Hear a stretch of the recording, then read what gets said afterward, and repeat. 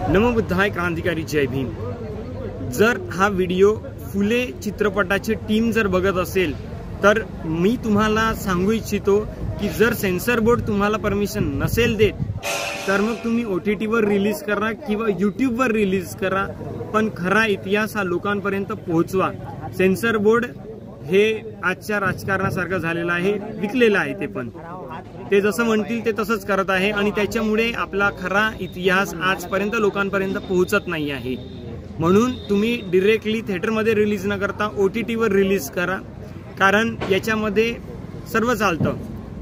आजची युवा पिढी, आजची जनरेशन अशी झालेली आहे की इथे त्यांना व्हायलन्स, न्यूडिटी ह्या सर्व गोष्टी चालतात, पण खरा इतिहास हा कधीच चाललेला नाही आहे या लोकांना।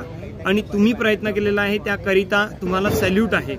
म्हणून काहीही झालं तरी सीन्स कट न करता हा चित्रपट ॲज इट इज रिलीज करा।